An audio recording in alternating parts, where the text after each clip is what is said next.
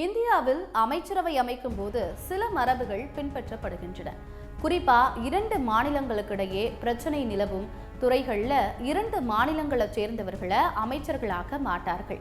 எனவேதான் நீர்ப்பாசனத்துறையின் அமைச்சராக தமிழகம், கேரளா, ஆந்திரா, கர்நாடக மாநிலத்தவரை நியமிக்கவே மாட்டார்கள். தங்களுடைய மாநிலத்திற்காக அவர்கள் பாரபட்சமாக செயல்பட்டுவிடக் கூடாது அப்படிங்கிறது தான் இதற்கு காரணம். இலங்கை தமிழர் பிரச்சினை கொழுந்துவிட்டு எரிந்த போது, குறிப்பாக இறுதிக்கட்ட போரின் போது இந்தியாவின் வெளியுறவுத்துறை அமைச்சர் மட்டுமல்லாது வெளியுறவுத்துறை அதிகாரிகள் கூட தமிழர்களாக நியமிக்கப்படவில்லை. பொதுவாகவே வெளிநாட்டு இன பிரச்சனையை புரிந்து கொள்ள அந்த இனத்தை சார்ந்தவர்களையே தான் பிற நாடுகள் அமைச்சர்களாகவும் அதிகாரிகளாகவும் நியமிக்கும். இந்திரா காந்தி காலத்துல கூட அப்படிதான் நடைபெற்றது.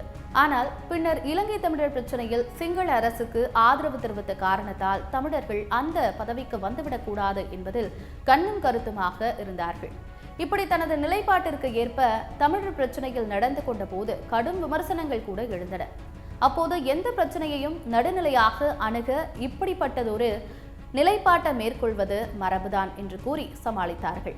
ஆனால் தற்போது மத்திய பாஜக அரசு கர்நாடகாவைச் சேர்ந்த வி சோமண்ணாவை மத்திய நீர்ப்பாசனத்துறை இணையமைச்சராக நியமித்திருப்பது பெரும் சர்ச்சையை ஏற்படுத்தியிருப்பதுடன் தமிழக விவசாயிகளுக்கு பெரும் கவலையை ஏற்படுத்தியிருக்கிறது.